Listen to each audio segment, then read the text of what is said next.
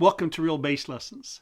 Today I want to work on some soloing, sort of over a E minor, sort of a pentatonic sound. But I want to work on triads.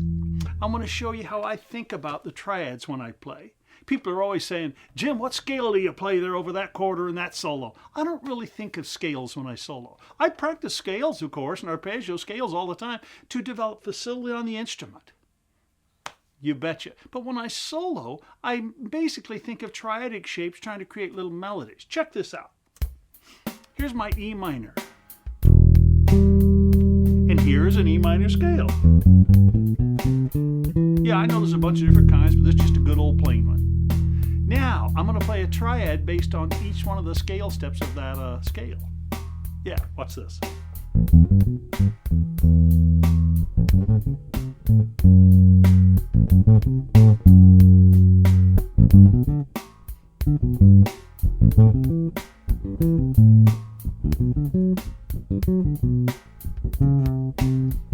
Sorry. And back here. So you can identify which each one of those are. It's an E minor one. What's this one? Well, that's actually a diminished one, isn't it? That's a major one. Here's a minor one.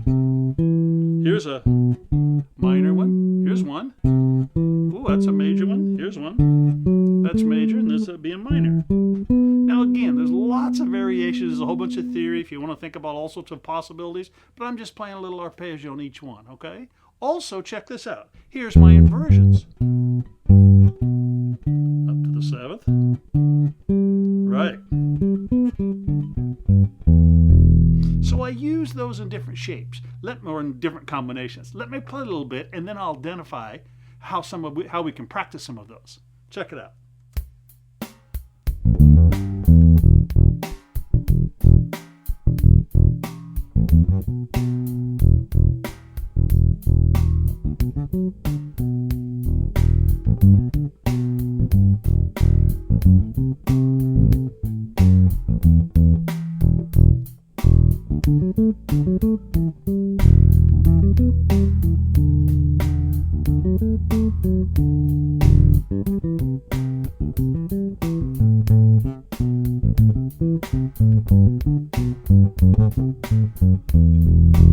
Cool. Now check this out. Sometimes I use this note also. It's a C sharp in there. So if we have this arpeggio that starts here on C, sometimes I go.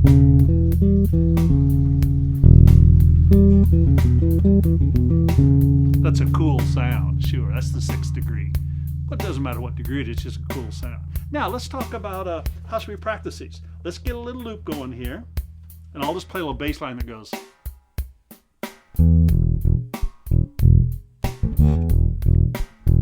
Good. So I'll play that and I'll have it going in the background. Let's play E minor triad up here. Good. Let's play the rhythm we can both play together. Play with me.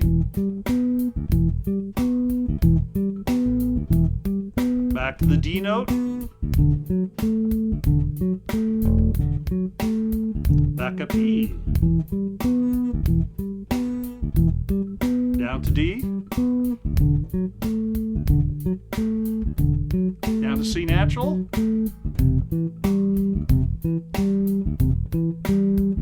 B.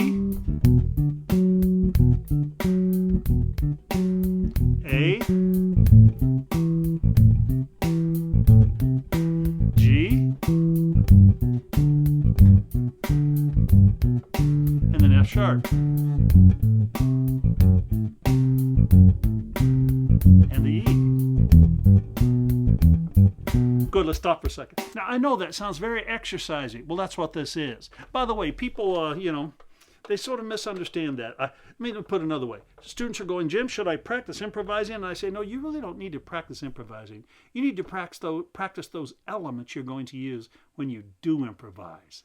So how do we practice those elements? We turn them into little exercises, little repetitions. And yeah, they sound very, square and sort of trite sounding and kind of like a little exercise. Well, after we learn them and we physically have control of them, It's what I call we have to create a default language where we can just play them. Then we're able to put them into little melodic and soloistic shapes. So let's do that again. Here's my E. Start on the low E now. Up to the G. Back down to F sharp. Down to E. Up to A. Up to B. Up to C. And let's use that C sharp. Up to D. Up to E. Good, let's go back down. Start on the same E here. Down to D. C. Let's put that C sharp in this time. To B. A. G. F sharp. And E.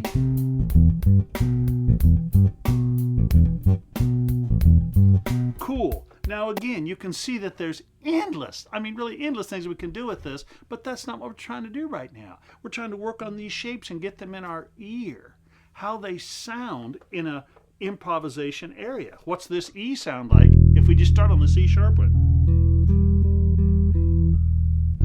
What if we start on the D one? Up to the E. And of course you'll notice some of the little triads create more tension than others. And the ones that create more tension, well, obviously they want to resolve tension and resolution. Sure, you'd never play a solo where you're making all of the ones in a row and making them exactly even amounts. No, that's called practice. Let me play a little bit again now, and I'll solo for you, and I'll limit myself to just those triads, but I'll try to make it musical.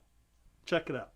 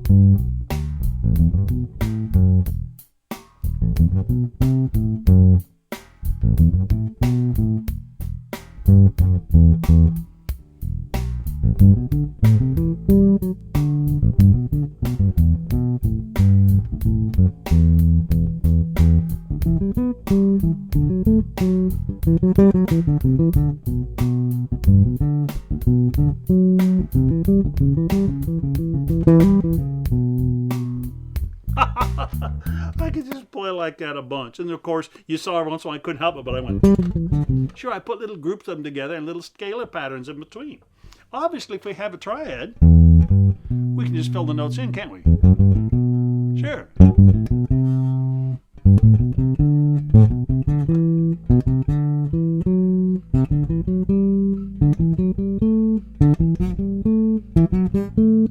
Sure. But the key is you have to isolate these and work with them so your playing doesn't just sound like, boy, I'll see what happens. I'll just guess. And that advice of, well, just play up and down that E Dorian scale. That sounds great. No, that's way too random. That's not how real players play. It's just like me speaking and say, well, just go ahead and say any words you want. No, we have to put them together in a certain manner. We have to start, we have to say something, we have to end so that our listener understands us, okay? Let's practice one more time. Now we're going to go from like this. So we're not going to start in the root and go up. We'll go 5, 3, 1. Let's start with that top one. 2, ready, play. Rest. Next one, G. Back to the next one. Next one.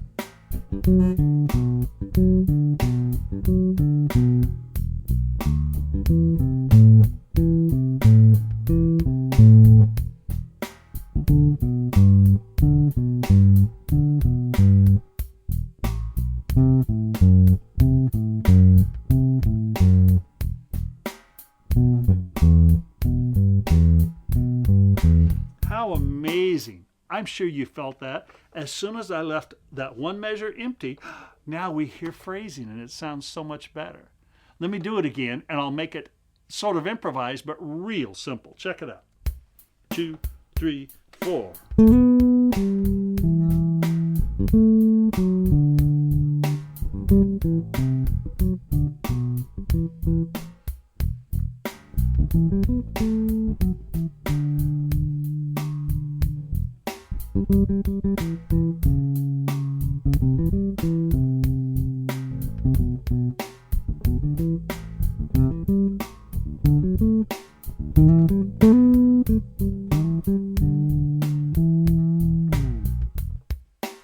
How do you hear and learn some iconic phrases?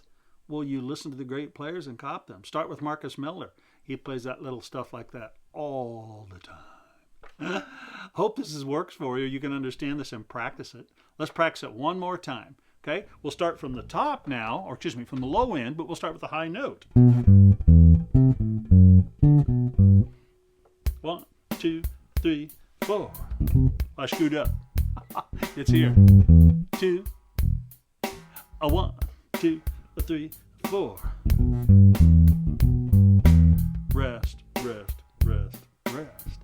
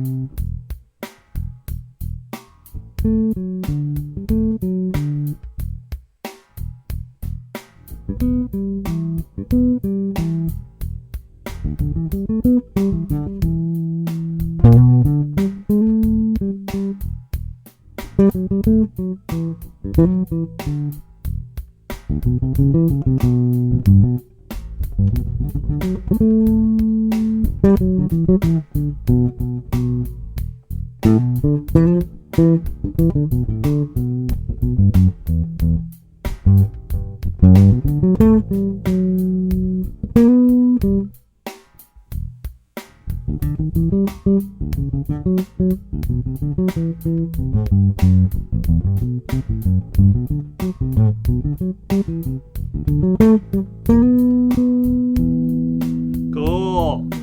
So work on your triads. Get some language in your fingers, in your ears. It's giving some direction to your improvisation instead of just guessing.